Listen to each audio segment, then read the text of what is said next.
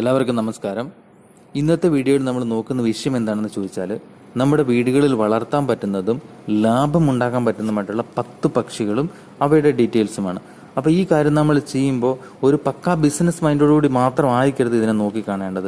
ഇതിനോടൊരു ഇഷ്ടമുണ്ടാവണം. അങ്ങനെ ഒരു ഇഷ്ടത്തോടുകൂടി നടത്തുമ്പോൾ മാത്രമേ നമുക്ക് ഇതിൽ നിന്ന് നല്ലൊരു ലാഭവും നല്ല രീതിയിൽ നടത്തിക്കൊണ്ട് പോകാൻ വേണ്ടി പറ്റത്തുള്ളൂ. അപ്പോൾ ഇത് നമുക്ക് പാർട്ട് ടൈം ആയിട്ട് വേണമെങ്കിൽ പാർട്ട് ടൈം ആയിട്ട് ചെയ്യാം, ഫുൾ ടൈം ആയിട്ട് വേണമെങ്കിൽ ഫുൾ ടൈം ചെയ്യാം, വീട്ടിലുള്ളവർക്ക് വേണമെങ്കിൽ ചെയ്യാം, ആർക്ക് വേണമെങ്കിലും ചെയ്യാൻ പറ്റുന്ന, എളുപ്പം ചെയ്യാൻ പറ്റുന്ന ഒരു ബിസിനസ് ആശയം തന്നെയാണ്. അപ്പം ഇത് എന്തൊക്കെയാണെന്നും ഇതിൻ്റെ ഡീറ്റെയിൽസും ഒക്കെ നമുക്ക് നോക്കാം. അപ്പോൾ അതിന് മുന്നേ നിങ്ങൾ ആദ്യമായിട്ടാണ് എൻ്റെ ചാനൽ കാണുന്നതെങ്കിൽ ദയവായി ഒന്ന് സബ്സ്ക്രൈബ് ചെയ്ത് സപ്പോർട്ട് ചെയ്തേക്കുക. ഓക്കെ. അപ്പോൾ ഇതിനകത്ത് ഒന്നാമത്തെ എന്താണെന്ന് വെച്ചിട്ടുണ്ടെങ്കിൽ മക്കാവോ എന്ന് പറയുന്നത് തത്തകളുടെ ഇനത്തിൽപ്പെട്ട ഒരു പക്ഷിയാണ്. ഇത് നമ്മുടെ വീടുകളിൽ വളർത്തുകയാണെങ്കിൽ നമുക്ക് നല്ല ഡിമാൻഡുള്ള ഒരു പക്ഷിയാണ്. ഇതിൻ്റെ പല കളറുകളിൽ ഇതിനെ ലഭ്യമാണ്. ഇത് ബ്ലൂ ഗോൾഡ്, ബ്ലൂ റെഡ്, അങ്ങനെ വെറൈറ്റി കളറുകളിൽ ലഭ്യമാണ്. അതുകൊണ്ട് തന്നെ ഇതിന് നല്ല വിലയാണ്. ഇതിന് 1.5 ലക്ഷം തൊട്ട് 3 ലക്ഷം രൂപ വരെ വിലയുള്ള ഒരു പക്ഷിയാണ്. പിന്നെ ഇതിന് നല്ല രീതിയിൽ സംസാരിക്കാൻ കഴിയും. പിന്നെ ഇത് ആൾക്കാരുമൊക്കെ ആയിട്ട് നല്ല രീതിയിൽ ഇടപെടും, നല്ല മിങ്കിൾ ചെയ്യും, ഇണങ്ങി ജീവിക്കുന്ന ഒരു പക്ഷിയാണ് ഈ ഒരു മക്കാവോകൾ എന്ന് പറയുന്നത്. പിന്നെ അതുകൊണ്ട് തന്നെ ഇതിൻ്റെ ഏറ്റവും ഇമ്പോർട്ടൻ്റ് എന്താണെന്ന് വെച്ചിട്ടുണ്ടെങ്കിൽ ഇതിന് നല്ല ലൈഫ് ടൈം ഉണ്ട്. അതായത് ഇത് ജീവിക്കുന്നത് 40 വർഷം മുതൽ 60 വർഷം വരെ നല്ല രീതിയിൽ ജീവിച്ചിട്ടുണ്ടെങ്കിൽ ഇതിന് ജീവിക്കാൻ വേണ്ടി പറ്റും. അപ്പോൾ ഇതിനെ നമ്മുടെ വീടുകളിൽ വളർത്തി നമുക്ക് ഇതിൽ നിന്ന് നല്ലൊരു വരുമാനം ഉണ്ടാക്കാൻ വേണ്ടി പറ്റും. നമ്മുടെ വീടിനെ അനുബന്ധിച്ച് നല്ലൊരു കൂടൊക്കെ ഉണ്ടാക്കി, ഒരു അത്യാവശ്യം ചെറിയ കൂടാവരുത്, ഒരുമാതിരി മുഴുത്തൊരു കൂടൊക്കെ ഉണ്ടാക്കി നല്ല രീതിയിൽ നമുക്കിതിനെ വളർത്തിക്കൊണ്ട് പോകാൻ വേണ്ടി പറ്റും. ഇതിനെ കൊണ്ടുവന്നതിന് ശേഷം നമുക്ക് തന്നെ ബ്രീഡ് ചെയ്യിച്ച് കുട്ടികളെ ഉണ്ടാക്കി നമുക്ക് സെയിൽ ചെയ്യാൻ വേണ്ടി പറ്റും. അപ്പം ഇതിൻ്റെ കൂടത്തിൽ വേണമെന്നുണ്ടെങ്കിൽ പല രീതിയിലുള്ള തത്തകൾ അവൈലബിൾ ആണ്. നമ്മുടെ നാട്ടിലുള്ള തത്തകൾ, അതുകൊണ്ട് തന്നെ ഏറെ വിദേശികളായിട്ടുള്ള തത്തകൾ, ഇതിനെയൊക്കെ നമുക്ക് ഇതിൻ്റെ കൂട്ടത്തിൽ വേണമെങ്കിൽ ചെയ്യാൻ വേണ്ടി പറ്റും. ഓക്കെ. അപ്പോൾ ഇതാണ് ഒന്നാമത്തെ കാര്യം. രണ്ടാമത്തെ എന്താണെന്ന് വെച്ചിട്ടുണ്ടെങ്കിൽ നമ്മുടെ വീടുകളിലൊക്കെ കാണപ്പെടുന്ന കാട. ഇത് നല്ല ഒരു വരുമാനം നേടിത്തരുന്ന ഒരു പക്ഷിയാണ്. കാരണം ഇത് ഡെയിലി മുട്ടയിടും. നമ്മുടെ വീടെന്ന് പറഞ്ഞാൽ നമ്മുടെ വീടിനോടനുബന്ധിച്ച് ചെറിയൊരു ഏരിയ, നമ്മളൊരു ചെറിയൊരു കൂട് പോണൊക്കെ ഉണ്ടാക്കുക. ഇനി നമുക്ക് ഒത്തിരി സ്ഥലമില്ലെങ്കിൽ ഒരു ചെറിയ കൂട് പോണൊക്കെ ഉണ്ടാക്കുക. പിന്നെ അതിന് മുകളിലായിട്ട് തട്ടുകളാക്കിയിട്ടുള്ള കൂടുകൾ ഉണ്ടാക്കുക. അതിൻ്റെ അകത്ത് ഇതിനെ ഓരോരോ ഡോർ തുറന്നിട്ട് അതിൻ്റെ അകത്ത് ഇട്ട് നല്ല രീതിയിൽ വളർത്താൻ വേണ്ടി പറ്റും. നല്ല മോഡേൺ കൂടൊക്കെ ആണെന്നുണ്ടെങ്കിലും മോർണിംഗ് വെള്ളമെല്ലാം നമുക്ക് ഒഴിച്ചു കൊടുത്താൽ മതി. ഇത് ഓട്ടോമാറ്റിക്കായിട്ട് ഇത് കുടിച്ചോളും. അതുകൊണ്ട് തീറ്റയും എല്ലാം ഫ്രണ്ടിലെല്ലാം ഇട്ട് കൊടുത്ത് കഴിഞ്ഞിട്ടുണ്ടെങ്കിൽ ഇത് കഴിച്ചിരുന്നുള്ളൂ. എല്ലാ ദിവസവും നമുക്ക് മുട്ട കിട്ടും. അപ്പം ഇതിൻ്റെ എന്ന് പറഞ്ഞിട്ടുണ്ടെങ്കിൽ ഇതിന് ഒത്തിരി ലൈഫില്ല. ഇതിനൊരു 2.5 തൊട്ട് 3 വർഷം അങ്ങനെയൊക്കെയാണ് കാടകളുടെ ഒരു ലൈഫ് ടൈം എന്ന് പറയുന്നത്. പക്ഷേ ഇതിൽ നിന്ന് നമുക്ക് ഒത്തിരി മുട്ടയും കിട്ടും. അതുകൊണ്ട് തന്നെ നമുക്ക് ഇതിനെ അവസാനം ഇറച്ചിക്ക് കൊടുക്കാൻ വേണ്ടിയും പറ്റും. അപ്പം അതാണ് കാടകളുടെ ബിസിനസ് എന്ന് പറയുന്നത്. ഇനി മൂന്നാമത്തെ കാര്യം എന്താണെന്ന് വെച്ചിട്ടുണ്ടെങ്കിൽ എല്ലാവർക്കും അറിയാവുന്ന ഒരു കാര്യം തന്നെയാണ് കോഴികളുടെ ബിസിനസ്. കോഴി വളർത്തൽ നമ്മുടെ നാട്ടിൽ പലതരത്തിലുള്ള കോഴികൾ നമുക്ക് കിട്ടും. നാടൻ കോഴിയുണ്ട്, മുട്ടക്കോഴിയുണ്ട്, ഇറച്ചിക്കോഴിയുണ്ട്, അങ്ങനെ പല രീതിയിലുള്ള കോഴികളുണ്ട്. അപ്പോൾ നമ്മുടെ വീട്ടുകളിൽ ഇപ്പം അത്യാവശ്യം സ്ഥലമൊക്കെ ഉള്ളവരാണെങ്കിൽ നാടൻ കോഴീനെ തന്നെ മേടിച്ച് അതിനെ നമ്മുടെ പറമ്പിലൊക്കെ വിട്ട് നമുക്ക് വളർത്തി എടുക്കാൻ വേണ്ടി പറ്റും. അതുകൊണ്ട് തന്നെ മുട്ടക്കോഴികൾ നമുക്ക് വളർത്തി വിൽക്കുകയാണെന്നുണ്ടെങ്കിൽ ഇപ്പം മുട്ടയ്ക്കൊക്കെ നല്ല ഡിമാൻഡ് ഉണ്ട്. നമുക്ക് ഇപ്പം സ്ഥലം ഇല്ലാത്തവരാണെങ്കിൽ തന്നെ ഇപ്പം നല്ല മോഡേൺ ആയിട്ടുള്ള കൂടുകൾ കിട്ടും.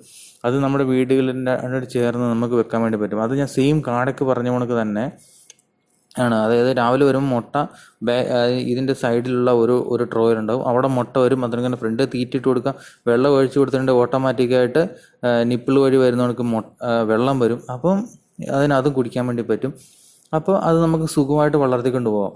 പിന്നെ അതുകൊണ്ട് തന്നെയാണ് കോഴിയുടെ ഫാം, ഇറച്ചി കോഴികളെ വളർത്തുന്നത്. അപ്പം അത് നമ്മൾ നടത്തുവാണെങ്കിൽ, അത് കൂടുതലായിട്ട് നമ്മൾ നടത്തുവാണെങ്കിൽ ഒരു ഇച്ചിരി കൂടെ റിമോട്ട് ഏരിയയിൽ നടത്തുന്നതായിരിക്കും നല്ലത്. കാരണം അതിൽ നിന്ന് ചിലപ്പോൾ ചില സ്മെല്ലൊക്കെ വന്നിട്ടുണ്ടെങ്കിൽ അടുത്തടുത്ത് വീടുകളുണ്ടെങ്കിൽ അത് അവർക്ക് ഒരു ശല്യമാകും. അത് നടത്തുവാണെങ്കിൽ അങ്ങനെ നടത്തുന്നതായിരിക്കും നല്ലത്.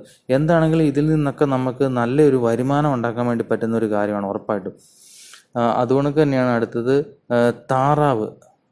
നാലാമത്തെ കാര്യമാണ് താറാവുകളുടെ വളർത്തൽ. താറാവ് വളർത്തുമ്പം കൂടുതലും എന്ന് പറയുന്നത് ഈ കായലിൻ്റെ അടുത്ത്, അതുപോലെ തന്നെ കുളങ്ങൾ, നമുക്ക് എന്തെങ്കിലും വെള്ളം, കാരണം അത് വെള്ളം ഏറ്റവും ഇഷ്ടപ്പെടുന്ന ഒരു സംഭവമാണ് താറാവ് എന്ന് പറയുന്നത്. ഇതിനിടയ്ക്ക് പോയി വെള്ളത്തിൽ പോകണം, കുളിക്കണം, അങ്ങനെ ഒരു സംഭവം. പക്ഷേ നമ്മുടെ അടുത്ത് അതൊന്നും ഇല്ലെങ്കിലും കുഴപ്പമില്ല. നമ്മുടെ അടുത്ത് ഒരു ചെറിയൊരു കുളം ഒരു പടുത ഉണക്കൊക്കെ വെച്ചിട്ട് ഒരു കുളമൊക്കെ ഉണ്ടാക്കി കൊടുത്തിട്ടുണ്ടെന്നുണ്ടെങ്കിൽ ഇത് എപ്പോഴും അവിടെയൊക്കെ നിന്ന് റെഡി ആയിട്ടൊക്കെ നിന്നുള്ളൂ. പക്ഷെ നമ്മൾ കൂടുതലായിട്ട് വളർത്തുകയാണെന്നുണ്ടെങ്കിൽ ഇതിനെപ്പോഴും ബെറ്റർ ഒരു മുഴുത്തിയൊരു കുളം ഉണക്കുള്ള ഏരിയ ആയിരിക്കും. പക്ഷെ എന്നും പറഞ്ഞിട്ട് നമ്മൾ വലിയൊരു കുളത്തിലേക്ക് ഒരു കായലിൻ്റെ ഏരിയ ഉണക്കുള്ള സ്ഥലത്തേക്ക് ഇതിനെ കൊണ്ട് വിടരുത്. അങ്ങനെ വിട്ടിട്ടുണ്ടെങ്കിൽ എന്താണ് പറ്റുന്നത് വെച്ചിട്ടുണ്ടെങ്കിൽ ഇത് മുട്ടയിടുന്ന അതിൻ്റെ അകത്ത് മുട്ടയിടും. അപ്പം നമുക്ക് മുട്ട കിട്ടില്ല, മുട്ട മിസ്സായി പോവും. അപ്പം നമ്മൾ അത് സ്റ്റാർട്ടിങ് തൊട്ടിട്ട് ട്രെയിനാക്കി വേണം ഇതിനെ വളർത്താൻ വേണ്ടിയിട്ട്. പിന്നെ ഇതിനെ നമുക്ക് ഇറച്ചിക്കും കൊടുക്കാൻ വേണ്ടി പറ്റുന്ന ഒരു സംഭവമാണ് ഈ ഒരു താറാവ് എന്ന് പറയുന്നത്. ഈ താറാവുകളുടെ നോർമലായിട്ടുള്ള ജീവിതകാലം എന്ന് പറയുന്നത് 5 to 10 വർഷമാണ്. അത്രയും വർഷം വരെ ഇത് ജീവിക്കാം. പിന്നെ അതുകൊണ്ട് തന്നെ അടുത്താണ് ഫാൻസി കോഴികൾ. കോഴികളുടെ കൂട്ടത്തിൽ തന്നെ വളർത്താൻ പറ്റുന്നതാണ് ഫാൻസി കോഴികൾ എന്ന് പറയുന്നത്. ഫാൻസി കോഴികൾക്ക് ഇപ്പം നല്ല ഡിമാൻഡുണ്ട്, പല രീതിയിലുള്ള കോഴികളുണ്ട്.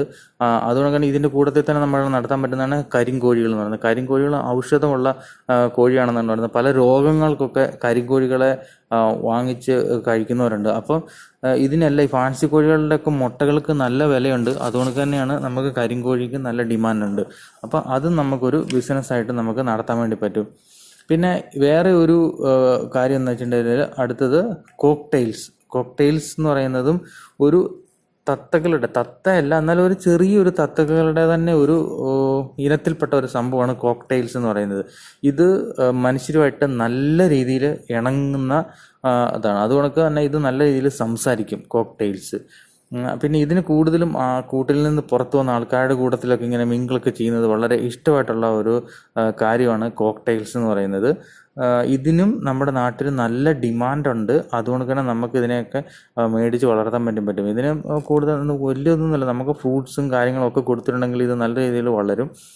പിന്നെ ഇതിൻ്റെ വർഷം എന്ന് പറയുന്നത് ഇത് ഒരു 10 തൊട്ട് 14 വർഷം വരെയാണ് ഇതിൻ്റെ ലൈഫ് എന്ന് പറയുന്നത് ഈ ഒരു കോക്ടെയിൽസിൻ്റെ കാര്യത്തിൽ. അപ്പം ഇതും നമുക്ക് വളർത്താൻ വേണ്ടി പറ്റും. ഇതിനെ വേണമെങ്കിൽ നമ്മുടെ ആദ്യം പറഞ്ഞ മക്കാവോസും കോക്ടെയിൽസ് ഇതിനൊക്കെ ഒരു ഗ്രൂപ്പാക്കി നമുക്ക് വേണമെങ്കിൽ വളർത്താൻ വേണ്ടി പറ്റും. പിന്നെ അടുത്ത സംഭവമാണ് കൊന്യൂർസ്.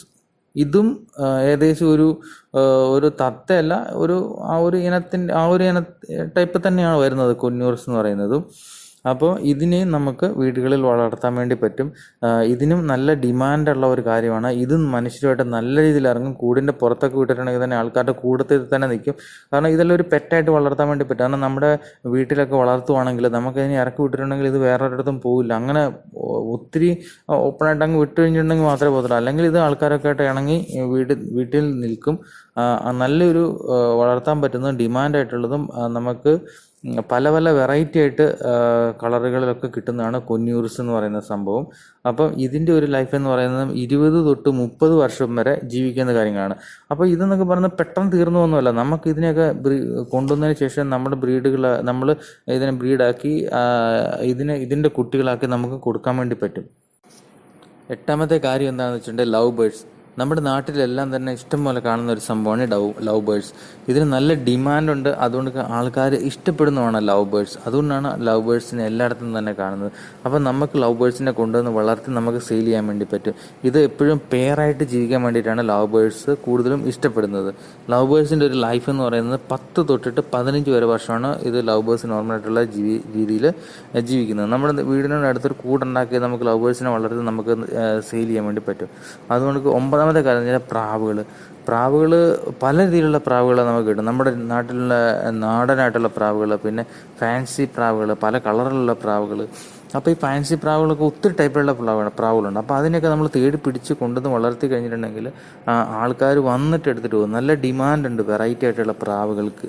അപ്പോൾ നമുക്കിതിനെ വളർത്താൻ വേണ്ടി പറ്റും. അതുകൊണ്ട് തന്നെ പ്രാവുകളൊക്കെ നല്ല രീതിയിൽ ഇണങ്ങും. നമ്മുടെ വീട്ടിലൊക്കെ തീറ്റ കൊടുത്ത് വളർത്തി കഴിഞ്ഞിട്ടുണ്ടെങ്കിൽ പിന്നെ ഇത് കൂടുതൽ വേറെ രീതിയിലേക്കും പോകില്ല, നമ്മുടെ വീട്ടിൽ തന്നെ തിരിച്ചു വരും. അപ്പം പ്രാവുകളെ നമുക്ക് വളർത്തി നല്ലൊരു വരുമാനം നേടാൻ വേണ്ടി പറ്റും.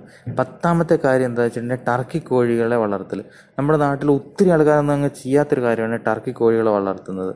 പക്ഷേ ഇതിൻ്റെ നല്ല ഡിമാൻഡും ഉണ്ട്. കാരണം ടർക്കി കോഴികളെ കൂടുതലും വളർത്തുന്നത് ഇറച്ചിക്ക് വേണ്ടിയിട്ടാണ്.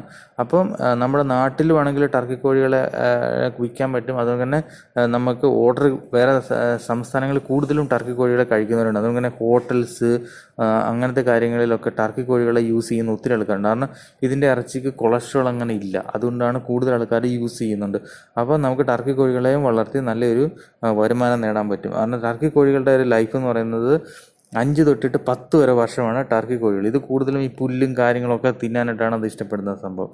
അപ്പം ഇതൊക്കെയാണ് 10 പക്ഷികളുടെ കാര്യങ്ങളാണ് ഞാൻ ഇതിൻ്റെ അടുത്ത് ഉൾപ്പെടുത്തിയിരിക്കുന്നത്. അപ്പോൾ ഇത് എല്ലാം കൂടെ ഇങ്ങനെ ചെയ്യണമെന്നല്ല, നമ്മുടെ ഓരോ സ്ഥലത്തിൻ്റെ പരിമിതികളും നമ്മുടെ ഇഷ്ടങ്ങളും ഒക്കെ വെച്ചിട്ട് നമുക്കിത് ചെയ്യാൻ വേണ്ടി പറ്റും. ഇപ്പം പക്ഷികളെ മാത്രമാണ് ഉൾപ്പെടുത്തുന്നതെങ്കിൽ വേണമെങ്കിൽ ചിലർക്ക് തത്തകളുടെ മാത്രമായിട്ടുള്ളൊരു ഗ്രൂപ്പാക്കി തുടങ്ങാൻ പറ്റും. അതങ്ങനെ പ്രാവുകളെ മാത്രമാക്കി ചെയ്യാൻ പറ്റും. അതുകൊണ്ട് കോഴി, കാട, ടർക്കി കോഴി അങ്ങനെ ഒരു ഗ്രൂപ്പായിട്ട് ചെയ്യാൻ പറ്റും. അതൊക്കെ ഓരോരുത്തരുടെ താല്പര്യപ്രകാരം അവർക്ക് ചെയ്യാൻ വേണ്ടി പറ്റും. ഞാൻ ജസ്റ്റ് കോമൺ ആയിട്ടുള്ള കാര്യങ്ങൾ ജസ്റ്റ് നിങ്ങളുമായിട്ടൊന്ന് ഷെയർ ചെയ്തു എന്ന് മാത്രം. ഇത് എന്താണെങ്കിലും ഇതിനെയൊക്കെ വളർത്തിയിട്ടുണ്ടെങ്കിൽ നമുക്ക് നല്ല വരുമാനം ഉണ്ടാക്കാൻ പറ്റും. നമ്മുടെ വീട്ടിലൊക്കെ ഇരിക്കുന്നവർക്കൊക്കെ വളർത്താൻ വേണ്ടി പറ്റുന്ന ഒരു കാര്യം തന്നെയാണിത്. തീർച്ചയായിട്ടും നല്ലൊരു വരുമാനം, ഒരു പാർട്ടായിട്ടുള്ള ഒരു വരുമാനം നമുക്ക് എന്താണെങ്കിലും നമ്മുടെ കയ്യിലുണ്ടാവും. അതുകൊണ്ട് തന്നെ നമുക്ക് മുട്ടക്കോഴികളൊക്കെ വളർത്തിയിട്ടുണ്ട്. നമ്മൾ കടയിൽ നിന്ന് മുട്ട മേടിക്കേണ്ട കാര്യമില്ല. നമുക്ക് ഡെയിലി മുട്ട വീട്ടിൽ കിട്ടും. പിന്നെ എന്തെങ്കിലും നമുക്ക് കോഴിയുടെ പൂവനൊക്കെ ഉണ്ടെന്നാലും നമുക്ക് ഇറച്ചി മേടിക്കേണ്ട കാര്യമില്ല. നമുക്ക് വീട്ടിൽ തന്നെ നമുക്ക് ഇറച്ചി നമുക്ക് ഉണ്ടാക്കാൻ പറ്റും. അപ്പം ഇങ്ങനെ പല കാര്യങ്ങളും നമുക്ക് ഇതിനകത്തുനിന്ന് നടത്താൻ വേണ്ടി പറ്റും. അപ്പം ഇതൊരു കാര്യമാണ്. ഇതുകൊണ്ട് നമുക്ക് പല ബിസിനസ്സുകൾ ചെയ്യാൻ വേണ്ടി പറ്റും. അപ്പം ഇത് എല്ലാവരും ഒന്ന് ചിന്തിച്ച് നോക്കുക. നിങ്ങളുടെ വീടും പരിസരവും നിങ്ങളുടെ ഇഷ്ടങ്ങളൊക്കെ നോക്കി നിങ്ങൾക്ക് തുടങ്ങാവുന്നതേ ഉള്ളൂ. ഓക്കെ, അപ്പം ഇന്നത്തെ വീഡിയോയിൽ ഇത്രയേ ഉള്ളൂ. അപ്പം നിങ്ങളുടെ കമൻറ്റുകളും കാര്യങ്ങളും ഒക്കെ നിങ്ങൾക്ക് ഷെയർ ചെയ്യാം, നിങ്ങളുടെ അഭിപ്രായങ്ങളും. അതുകൊണ്ട് തന്നെ ഇത് ചെയ്തുകൊണ്ടിരിക്കുമ്പോഴാണെന്നുണ്ടെങ്കിൽ അവരുടെ കാര്യങ്ങളും, പിന്നെ വെറൈറ്റി ആയിട്ടുള്ള പക്ഷികളെ കൊടുക്കാനുള്ളവർക്കുണ്ടെന്നുണ്ടെങ്കിൽ അവരുടെ കാര്യങ്ങളും. കാരണം ഇതെല്ലാം കാണുമ്പോൾ പലർക്കും ഉപകാരപ്പെടും. കാരണം പലരും തേടി നടക്കുമായിരിക്കും ചിലപ്പം. അപ്പം അതൊക്കെ ഉപകാരപ്പെടും. നിങ്ങളെല്ലാവരും കമൻറ്റ് ചെയ്യുക. എനിക്കറിയാവുന്ന കാര്യങ്ങളിലും ഒക്കെ ഞാൻ നിങ്ങളുമായിട്ട് ഷെയർ ചെയ്യുന്നതായിരിക്കും. ഓക്കെ, അപ്പം ഇനിയും പുതിയൊരു വീഡിയോ ആയിട്ട് നമുക്ക് എത്രയും പെട്ടെന്ന് തന്നെ കാണാം. പിന്നെ എപ്പോഴും പറയുന്ന കണക്ക് നിങ്ങൾ ആദ്യമായിട്ടാണ് എൻ്റെ ചാനൽ കണ്ടതെങ്കിൽ ദയവായി ഒന്ന് സബ്സ്ക്രൈബ് ചെയ്ത് സപ്പോർട്ട് ചെയ്തേക്കും. ഓക്കെ, പുതിയ വീഡിയോ ആയിട്ട് എത്രയും വേഗം തന്നെ വീണ്ടും കാണാം. അതുവരെ എല്ലാവർക്കും ബൈ ബൈ. Thank you.